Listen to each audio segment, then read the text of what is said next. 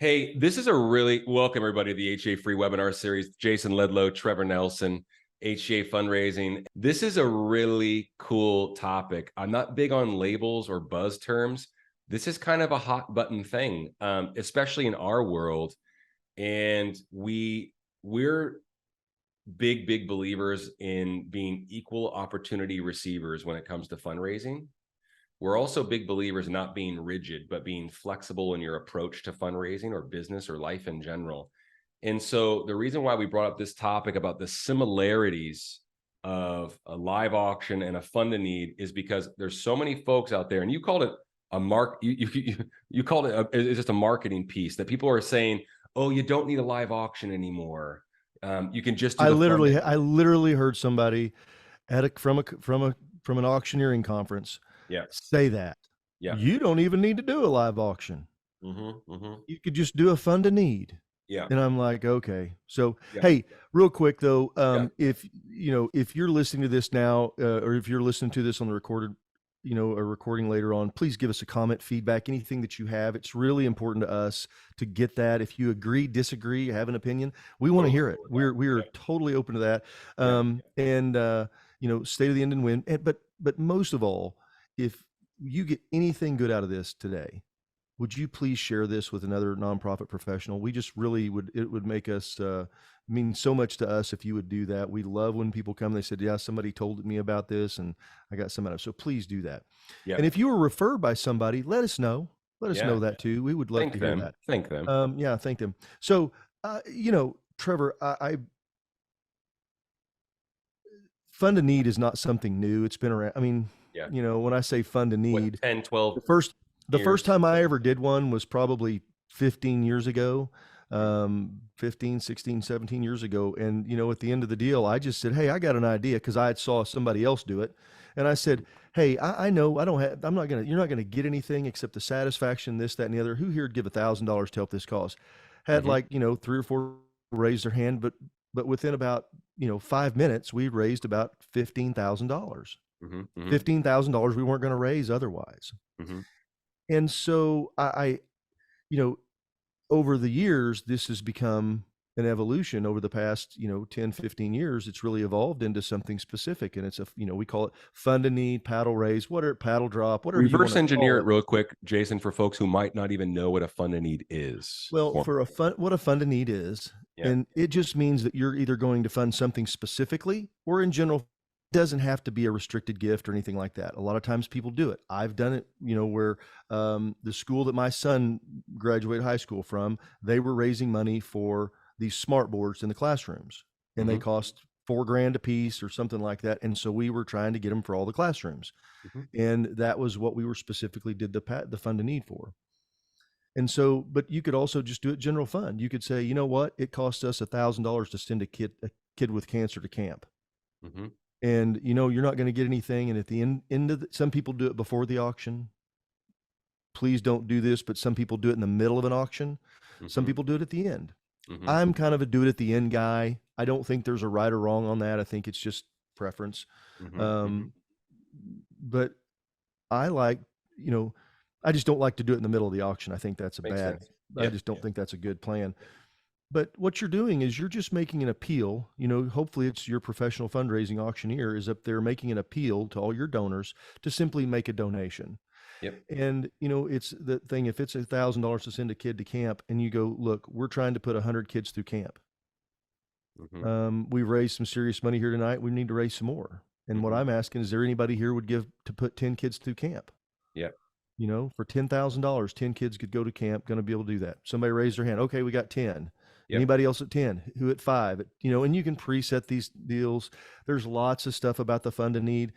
There are some auctioneers, and again, I'm not casting. This is just experience share. Okay, I don't have opinion one way or the other. There are some auctioneers who, if you've got they want to have a predefined amount that's already ready to go before they ever start. I'm not one of those guys. I'm one of the people that go out and say, I think there ought to be somebody wants to spend $25,000. I just do it kind of based on feel and experience. And, that's just me. Right. Because I think there's times that people get emotionally turned and will do something like that if they have the capacity. But that's the whole idea of a fund a need. But Yeah, we've heard it what called has a happened, mission moment, a mission yeah, ask, mission just a great drive, ask. yeah, it's all that. But here's what I've seen in the last 4 or 5 years is a lot of auctioneers are promoting this, and to say, well, you don't need to have a live auction. You don't need to have an auction. What we're going to do is we're going to do it all in the fund a need. Mhm. And first I want to just say there is not one size does not fit all. Correct.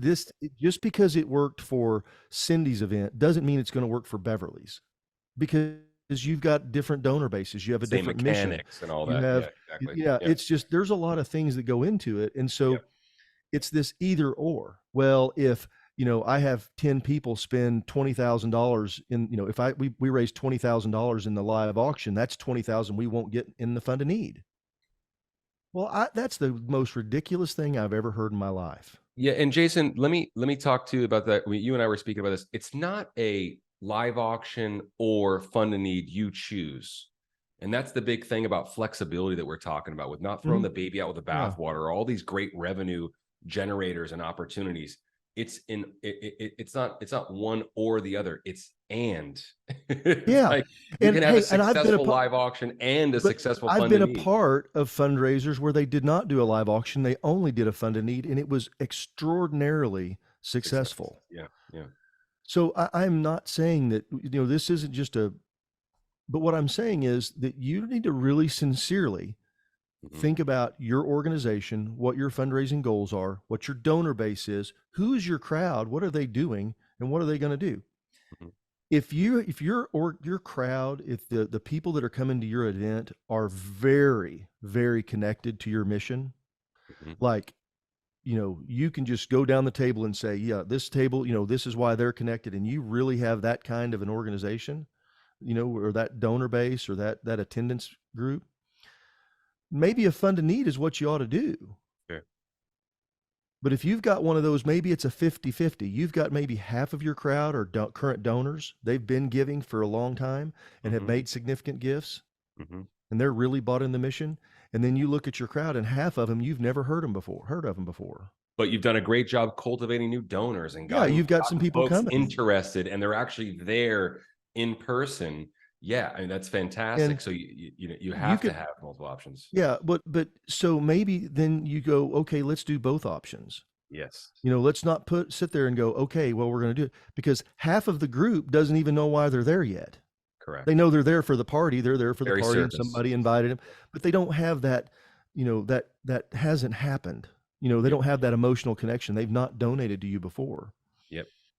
And, we just had an event this past weekend. And this is probably the most I've ever talked about what we do actually Mm. within a webinar in 133 episodes. But we had a client, and they had kind of that half and half group. They had some people that were really connected to the mission. They had some people that really aren't. Yet, yeah, And but they're doing a great yet, job of getting new yeah, folks but they had new interested. people. Yeah. So they used one of our trips. It's a strategy we use called a craze. Mhm, And it's where you take a single trip and you put it out there, you price it a certain price, and you sell it as many times as you can. mhm, Had a real good conversation with the ladies that were running the event. Had a real good conversation with the auctioneer doing the event. Everybody was on the same page. And with one item, they sold it 17 times and raised $17,000 net dollars to the organization. The mhm. cost of the trip to the donor was $3,000, so it cost $2,000. They sold it 17 times, netted that. Had the auctioneer kept going and sold it for $4,000 or $5,000, they'd have maybe sold one or two. Now, that's still good money. I'm not suggesting it's a Yeah, bad thing, yep, but this became, because the way the auctioneer did it, an extension of a fund a need. correct. If you want to help this cause, if you want to do this, and they really went back and tied it into the mission to where every time if you go take a vacation, you're going to help do this. Well, guess what? Everybody in the room is going to take a vacation regardless. Correct. And what this did, it opened up the doors to people who were there that maybe weren't quite attached to the mission. Mhm. They were able to do this, and by And by give this, simultaneously. this Yeah, simultaneously give. yep. And And the so and it and the it total opened the door, and all of a sudden now out of those 17, I think 7 or 8 there were known donors, but they've got like 10 new donors now that they've got a really good connection with who bought something. And I That they want identified that they gave at the $3,000 level. yeah, at the You know, $3,000 level. But yeah. just because they gave $3,000 for a vacation, for a Our trip, contention for is experience, does not mean that they would have given you $1,000 in the fund of need. or $3,000, frankly. And the fact of the matter, it just doesn't. And I'm not Right. saying that they wouldn't have, but typically, if they're going to Conventional give it a fund wisdom. of need, Yeah. they're going to give anyway.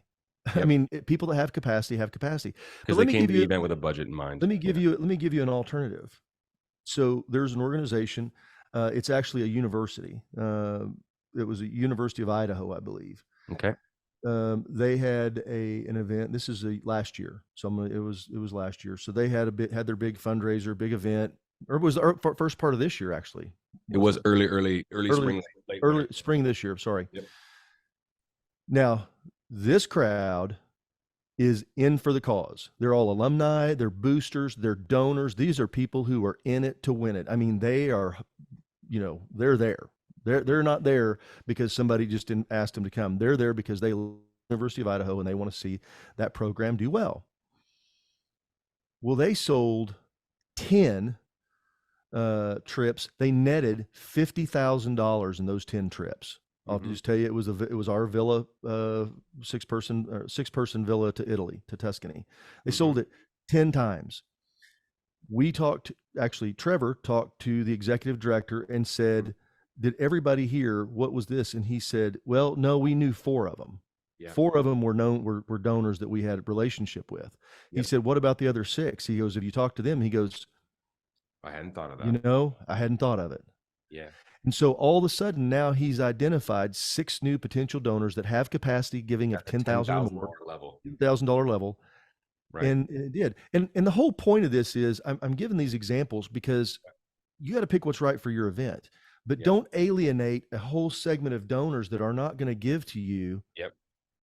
Because somebody said, well, all you need to do is a fund of need. If you have a really good message and you've got a really good person up there to give that message, everybody's going to raise their hand. It doesn't work. Now, I do think that you can get everybody to raise their hand, but it's at that level. And then there's also people that'll give $10,000 that you make 5 on, and they'll still give you $5,000 or $10,000 in the fund of need. Well, we started the conversation by saying we want to be equal opportunity receivers. We do, that's the idea, right? Let me ask you a question though, Jason. So I have a list of success stories that have happened in the last 30 days. Yeah. An event in Atlanta where someone sold 9 items. The event in California where they sold 17. An event in Texas where they sold 12 items, and you guessed it, netted $12,000. The same scenario. But let me ask you a question. Why do you think? And I'd love to get some feedback from folks. Maybe they're dealing with the same dilemma, have been told, don't do a live auction, what have you, just do the fund of need, or maybe the opposite, who knows, or success stories. Please share with us. But Jason, why do folks decide or listen or take the bait, so to speak, and stop doing a live auction? I'll tell you why. There's so much potential. I'll tell you, because what's the hardest thing to do right now in a live auction? Get rocking live auction items. It's all of a sudden, if you're, and let's just be real about it. Not all of our committees are operating at 100%. Not all of our boards are operating at 100%. So a lot of times we've got a lot of fundraising professionals or volunteers who are carrying a significant load. Yep. And all of a sudden, that's one less thing that they've got to think about. Yep. Oh my gosh, if I don't have to go get those items and I can just focus on doing everything else, it would be so much better. And and I don't disagree with that, because that's why our business is done. We're selling so many trips. I say that it's easy for us to say that from where we're sitting. Because we're sitting here across the, and again, if you use the strategies, what's important. If you've got a relationship with somebody else in consignment world, great. Perfect. Okay, perfect. That's wonderful. But strategy that matters. Strategy that matters. Yep. And taking that time, and don't overcomplicate it. The other part I think is we get overcomplicated with our group, because everybody goes, what could we get that was really cool for the live auction? Remember, and this literally happened. Mm-hmm. We had somebody go, well, we've got a Parisian theme and we're hoping to get a donation. And they sent out an email. I sent you that.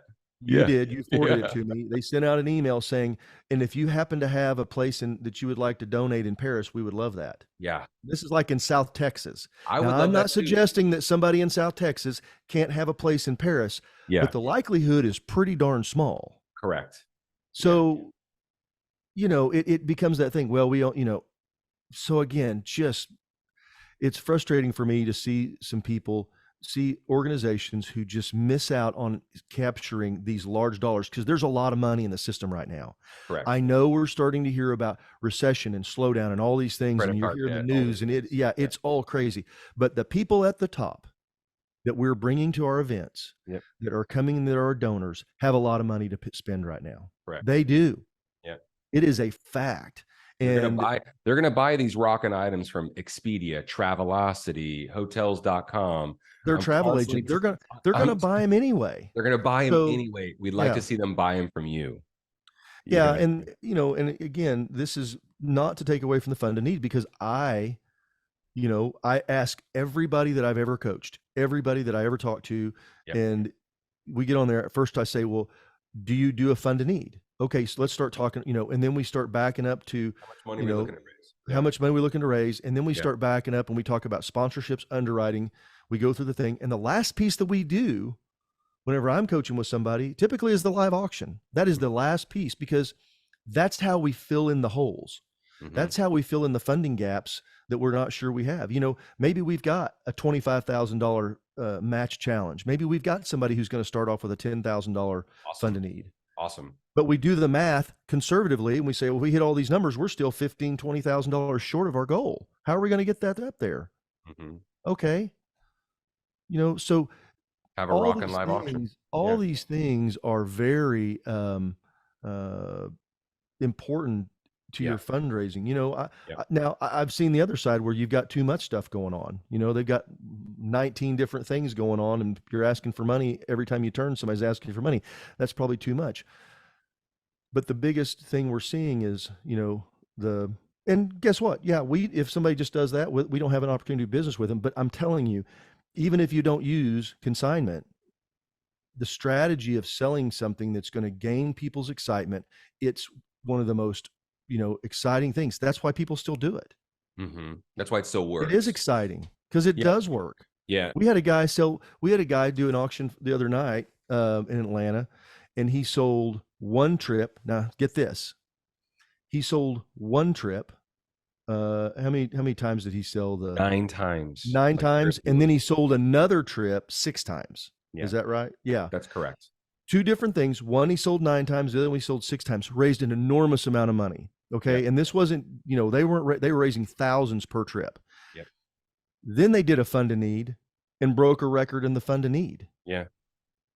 Amazing organization. Let me tell you something as well, Jay. So they picked some rockin' items. We rarely get to share our opinion and say, no, this is what will work. I know you're doing a Paris theme or what have you, but they picked some rockin' items that work really, really well. The price points were on point, and they did a great job. Another very underutilized part of having a good live auction lineup is they advertise the items pre-event with the advent of their auction site and mobile bidding software. They advertised these rockin' items pre-event on their social channels and got the buzz, which is underutilized and underappreciated. Is that's going to pull attention to the live auction, to the event in general. A lot of folks will get out of their chair, so to speak, and decide to buy a ticket or a table or attend as a guest when they see that you're going to have some really, really cool opportunities at your event and leverage their giving budget with their travel budget when they show up. They also did a great job of advertising the items during the event. So there were posters and QR code technology where they could see it, that kind of thing. So they did a really, really great job. So it does come with a little bit of work, but it's very deliberate and thoughtful, and it panned out amazingly, right, for a beautiful organization. So, we have a question. I can get to that, but Randolph, I want to answer. It's a great question. Yeah. Okay, so it's kind of a loaded question, and it's good. It's good. I want that. So the question is, if you stopped a consignment trip at $3,000, how do you measure the impact on other non-consigned items. Okay, so here's the example. So Great first of question. all, in this particular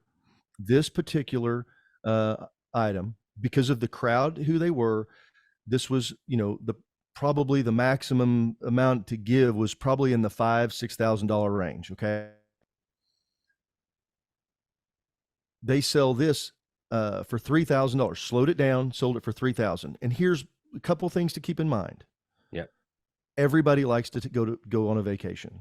Mm-hmm. This is something that is going to hit everybody, very, very broad base. So it's not a deal of this is going to be, a trip to Zimbabwe. Okay. Yeah. Well, this is going to be a diamond mining trip to Zimbabwe. Yeah, there's not very many people going to want to do that because they don't even know where Zimbabwe is. Yeah. And so, or we're casting a wide net.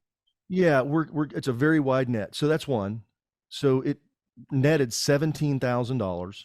Now there's no guarantee that's what it's going to do, but we can tell you that this works 6 to 8. It does 6 to 8 times typically. But what it actually did, the 100% donated items actually exceeded expectation in this event. This didn't take anything away from that. And how do you know? Well, I will tell you, if you're got so little money in your room that you've only got 3 or 4 people, then of the donated trip, and so that donated trip would have had to brought, let's just say you didn't do it, the donated trip would have had to brought $17,000. Mm-hmm. But if you don't have a $17,000 or 2 or 3 or 4 $17,000 buyers, it's never going to bring $17,000 anyway. Yeah. And that's the whole idea, Randolph. It's about leverage. Yeah. It's about leverage. It's about getting as many people involved as we possibly can. And I'm not here to say we don't have, I heard of a trip selling 52 times at an event. We didn't have anything to do with it. It was another. That's right. I remember that. I was shocked. Times. We've seen 36. Now that's not going to happen every time. And in fact, I would, I was talking to you about an event and you said, yeah, I'd like to try this craze, I would tell you that conservatively it'll sell 6 to 8 times. If you follow these deals, it will sell 6 to 8 times. Yeah. Randolph, I just want to piggyback possibility it could do more. Now, but I want to stay on the thing. But the thing is, let's use the flip side of this. Let's talk about the item that was consigned that brought $10,000 and they netted $5,000 a piece. And I'm using round math. It was actually, they netted a little bit more than that, but I'm just using simple math. So $5,000 sold it 10 times. To do that, they would have had to have a donated item that would have brought $50,000. They didn't have anything that brought $50,000. Yeah. Very rare. If you have one person, let's just say that you sold it, you stopped the consignment item at $5,000. Okay. Mm-hmm. So in this case, in this particular case, you'd have made $3,000. And let's say you sold it once, but you only had it one time, or you made the whole amount, $5,000. You only have once, and then you've got a backup buyer, somebody else who was bidding against them, maybe 2, 3, or 4 people who are bidding that get nothing. Mm-hmm. And as somebody who's done this, who did it I don't do it anymore, I'm retired, 30 years. I see the people. I know what's going on in the room. I would bet you, I would be willing to bet real money if I could do the replay. 1 in 100 backup buyers who did not give money at that level, or any money at that level in the fund of need, because I've done lots of auctions where there wasn't any consignment. So I did this way before I got in this business. My whole point is, there are a lot. You've got people that they're bidding $10,000 on something, and then when it comes to the fund of need, they don't give anything, or maybe they're $1,000.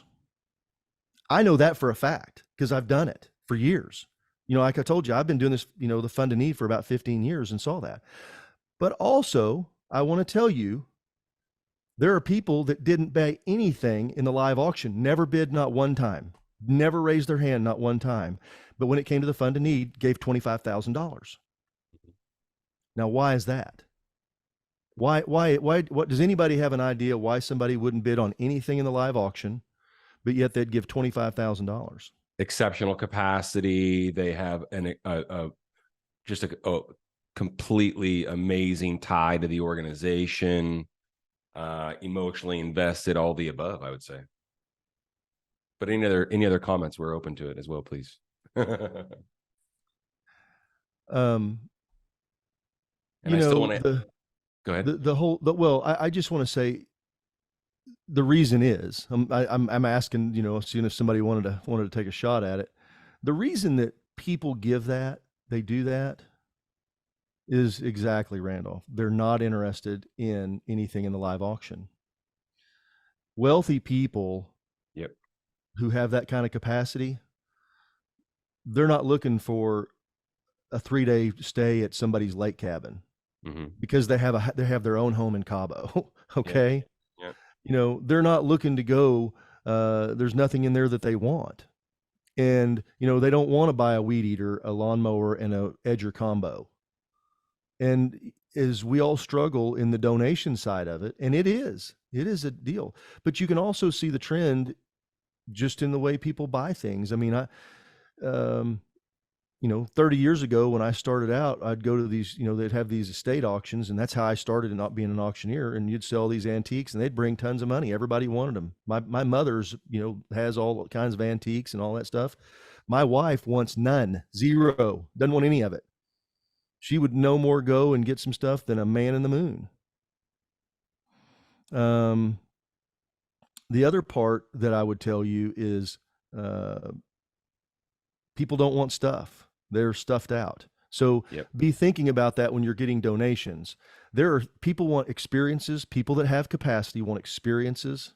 And I'm not just talking about consignment. Now, we have great stuff. I will say that. Again, this is the most I've probably ever talked about it.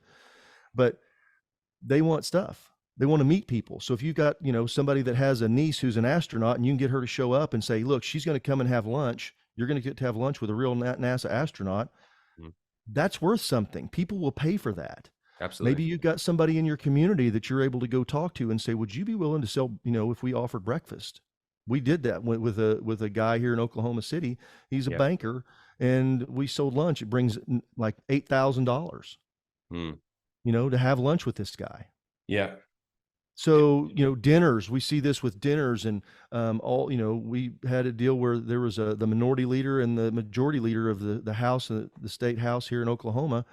They got up there and we had a competing deal. They both bought $10,000, for a dinner with these guys. So, that's what people want, experiences, and they want special stuff. Now, back to the fund to need. And again, somebody brought up Troy. Thank you, Troy.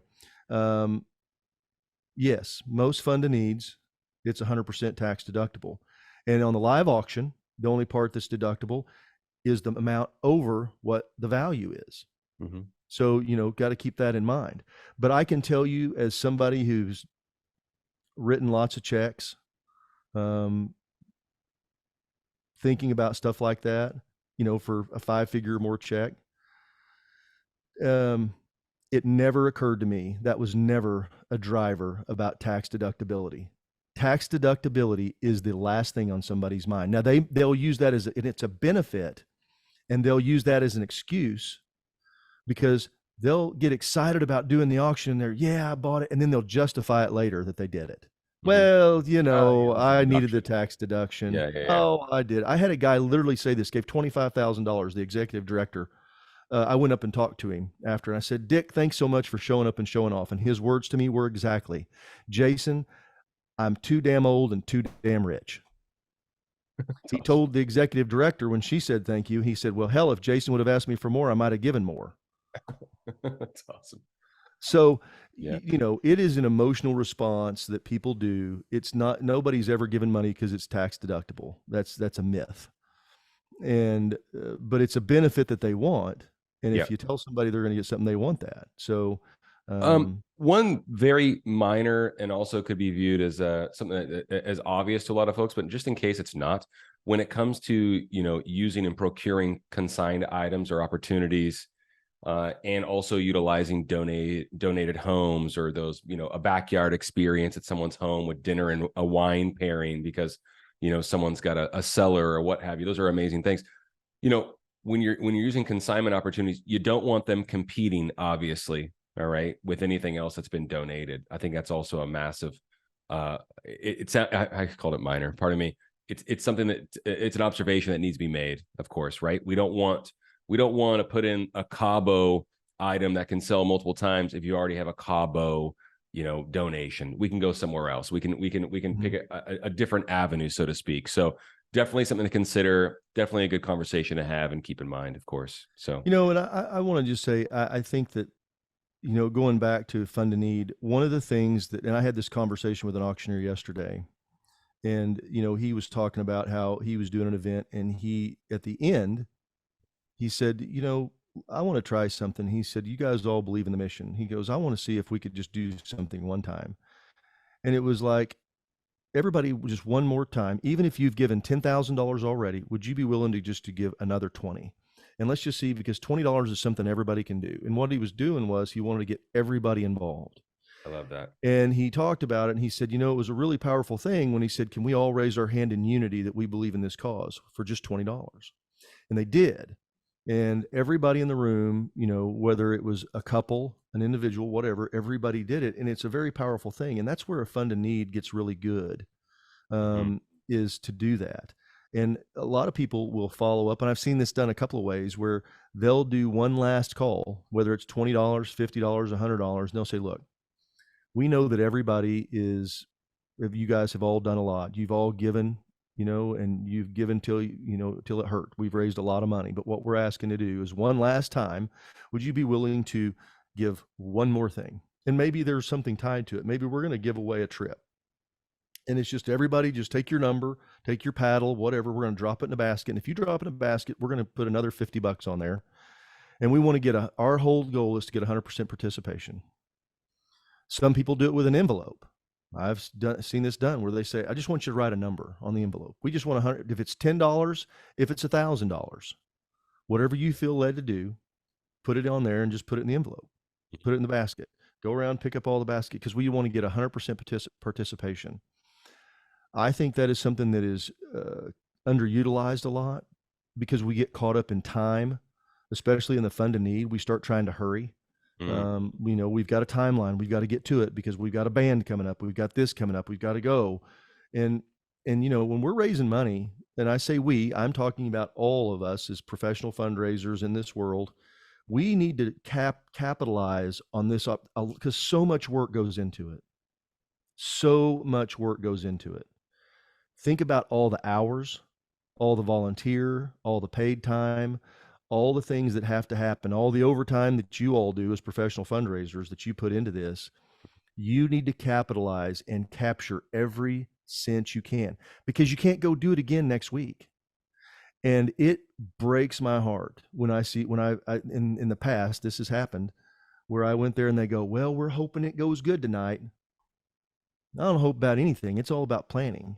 And you've got to make sure that you plan to succeed. You plan to do the best you can, make the most of your opportunity. If that's having a live auction, have a live auction. Please, no matter what, have a fund of need. If you've never done it before, you've got to do it. Maybe you've got to do something else, another fundraiser. Maybe you've got to go back and do some underwriting. But these are way too hard. They take too much time, too much energy to get that many people. Think about it. You're going to get 200, 300, 400 people to come into a room that have some kind of capacity to help your mission. Yeah. Isn't your mission worth it? So please don't speed over, the live auction. Don't speed over the fund of need. Don't, take your time. And if I'm going to probably make some people mad that are going to listen to this or something. Here we go. Because I was one, did it for a long time. I'm going to speak about the auctioneers. I had a conversation this morning with a gentleman. I was referred to for somebody. He didn't ask me anything about the event other than who it was for, and he kind of hem-hawed around about it and doing all that. And I immediately just crossed him off my list. And the reason is, you've got too much time and effort involved to get somebody who doesn't care as much as you do. And usually caring means you're going to have to pay them. And, and I'm guilty of this because doing it so long ago, I didn't know any better. when I was 23 years old the first time. Um, you show up, grab some stuff, grab the microphone and go, here we go, let's have an auction. And I thought I could bid call well enough and do that. And I was a good bid caller to make up for it. But as time went on, there's a lot more goes into it than just getting up there and auctioneering. Being able to read the crowd, being able to slow down, bring people back together, having that mission moment, getting that fund to need, having that passion, that deal. You can tie the mission to a live auction scenario. Tie the mission to, always, everything always comes back to the mission. And that was the conversation I had with Rossi, the guy that sold it for 17 times out in California. I said, just continually tie it back to the mission. And he did. That's the reason they sold it 17 times. It was because of the mission. And it's also why there's so much money being raised in Fund to Need, because you're tying it back to the mission. But if you speed through it and you get somebody who is just as fast as I can go and it's turn and burn, and they may be a great auctioneer, but be thoughtful about that. Get some references, find out what they did. How did they handle the don't just go, hey, you know what the number one thing is? You know what the number one question that nonprofits ask auctioneers? How much are you? Are you available? What's the number two? The number two question is, what do you charge? And that's about as far as they get. Literally, that's as far as they get, because, oh, well, I couldn't pay $5,000. They cross them off the list. Well, I can tell you right now, the market's $5,000 to $10,000. If you want to get an auctioneer that's going to come in and give you everything they've got, somebody who's a pro, somebody who's going to step up. Now, that doesn't mean that you can't have somebody volunteer to do it, because I gave a lot of stuff away over the years because I was giving back to my community. But typically, if you want to get somebody who really knows what they're doing, and that's the market. Now, I'm not saying you can't get somebody for 25, 35. It is what it is. But don't be afraid of that. But even if they say they're for free, you need to interview them, find out who they've worked with, what they've done, do it. Because guess what? Free ain't free. And I've seen more free auctioneers. We've seen more free auctioneers cost nonprofits tens of thousands of dollars. Tremendous amount of money on the table. Tens of thousands of dollars, because they just didn't know what they were doing, because it's hard. Tell me how much credence you put into, I kind of have an idea, what you're going to say, and I know what I believe in. Tell me, and the audience as well, if you have any questions or any comments, success stories, what have you, please share it with us before we have to bow out from this episode. But, talk to me about how much you're setting the course for next year's Fund to Need and next year's live auction, and truly playing the long game. Because what I think of, Jay, is, we've had so many of these conversations and so much good data and information and strategies coming out of it. You have someone, let's just say someone is bidding on a donated item and the winning bid amount's $8,000, but you had folks that were at 75, 7,000, 6,500 that were driving the price up. And let's just say, of those four people that I just illustrated, two of them you've never seen before. You want to go introduce yourself to those people, because you're setting the tone for next year's Fund to Need, next year's live auction. Those are people that you need to we just had an auctioneer with us, Abra Honest, and she was here previously with us, and she was saying she tells them, get you a bird dog, somebody who's going to write down the table and all the stuff of everybody that's bidding. All they do is those are people that are willing to give at that level. And let's just say there's a chance that, and hey, by the way, you want to have a relationship with them. Thank them if you do know them. Thank them if you do know them. A lot of people probably don't think about that, but there's never a bad time to say thank you, just so you know. I used to always go and walk through I would just go and introduce myself and say thank you to the people that did, because if I'm like, if it wasn't for you, they wouldn't have paid near that much, and they would laugh and do that. And kind of get to know who they were, so we could, when we had a debrief afterward, we could say, you need to call John Smith, you need to talk to Trevor Nelson, you need to talk to Cindy Crawford, you need to go through and talk to all these people, because they were out there bidding and really competing for this stuff. And those are real, that's real world stuff. You got, again, you've got this limited opportunity with all these people in the room, and you want to know. And it's not hard to get a volunteer to say, all your job is, you're not, don't talk to anybody. Identify, don't hang out. People. Go over here, send the deal, and just write down the table. This was massive. Table 35 who was bidding. There was somebody on table 28 that was bidding, and just write that down and do that. And then I'm going to give you Setting one the other table. thing, since we're talking about donated items. Mm-hmm. Once somebody donates something once, I've always asked them, would you be willing to do it twice? If it brings a certain amount of money and it does really well, would you be willing to do it twice? That's And great. I've never had anybody turn me down except once. Mm-hmm. See, yeah. And the reason was because it was his private jet. It was his own jet. And he goes, well, Jason, I'm going to do one, but that's a it. lot of gas. That's a lot of jet fuel, Jason. Yeah. You know, it was a $20,000 trip he was donating. Yeah. So, Yeah. so good stuff. you can always make that ask. If we're able to raise a significant amount of money and it does what we hope to do, would you be willing to donate another one? Yep. You know? No, you're right. You're right. Randolph, thanks for sharing. I'm a big believer, if you find a tool that works, I'm not trying to assign a label to people, but if something works, you go back to it. And a lot of times there isn't a lot of loyalty in the space, and I do understand that entirely. Yeah. Any other last minute questions about Fund a Need, live auction, thoughts? Hey, by the way, also, we give our time away for free. If you have any questions, if there's something that comes to you later on, or if you're watching this as a recording, you can click on our free coaching offer and sign up for a half hour, 60 minutes with us. Jason and I give our time away for free on a weekly basis with a lot of different organizations of all shapes and sizes. I'm doing my first live auction. I've never done a Fund a Need, whatever it might be, anything under the sun that has to do with fundraising, please feel free to reach out. And you can actually reach us very, very easily. You can go to hcafundraising.com, click on the free coaching button, or you can just email jason@hcafundraising.com or trevor@hcafundraising.com. Happy to give you the time. Yeah. Yeah. And, and just so you know, 90% of what we spend time on, 90% is underwriting and sponsorships every time, and message. Yep. That's mostly what it is. So feel free, but any part of it, if we don't have the answer, we've got enough experts around that we have access to, and experience share, because we literally touch hundreds of events every year. We're involved in over 1,000 events this year, and it's a lot of experience share to see what's going right and what's going wrong. So it's getting really, really fun, because basically, obviously we don't have to share. We can tell you what we think, but we're just sharing a lot of success stories now. And that's the really, really, really fun part, right?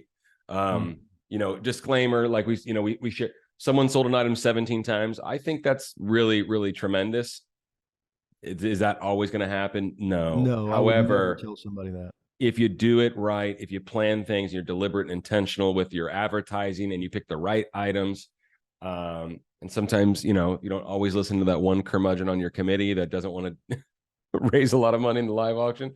Sometimes you gotta have a difficult conversation with folks, but trust me, it's worth it. That kind of discomfort and tension is actually worth it, because it'll end up raising you a lot of money in the long run at your event. And speaking of long run, you are setting the tone with your events and the items and the Fund a Need and the donor cultivation and people that you meet. You are setting the tone for future events. So don't ever forget that.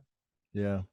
And I want to share something that I popped off to Trevor. We were talking the other day, and I said, if you have the right people in the room, you could have a ham and bean dinner and sell pies and raise $1 million. 100%. Yeah. The problem is, to get the right people in the room, they're not going to show up if you have ham and beans and sell pies. Mm-hmm. So if you want to attract the people that you want, you're going to attract the people that you attract. And so keep those things in mind. Don't, and if you're just doing a Fund a Need, do it well. It doesn't mean you got to go, we've got to go back and do a live auction. That's not that at all. But don't get caught up in the thing. Well, I don't believe in doing auctions because I just don't think they're raising money now. Yeah. Let's do a fund that do what's right for your organization, for your donor base, to attract the donors in your community, because that's where they're coming from. They're in your community. Yep.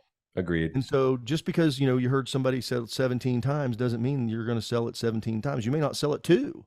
I don't know, but be thoughtful. We work with organizations. This is no joke. They raise millions, millions of dollars.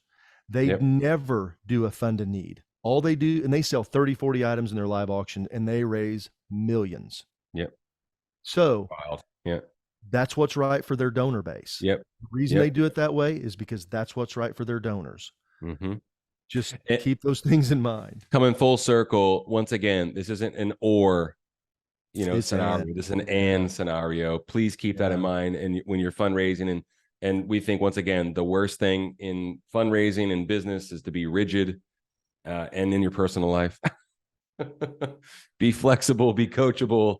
Trevor's Life Coaching 101 right here on the HGA webinar series. That kind of stuff is that stuff drives me nuts, brother, though. When people go, oh, we just can't do it because someone told us we can't. And I said, oh, wow, okay. How's that going for you? But hey, we'll last call for questions. Thanks everyone for tuning in. Jay, you have a winner? I do. Carolyn Kogler Palmisano. Carolyn. All right. If I even got close to saying that right, please just say yes. But if I didn't, forgive me.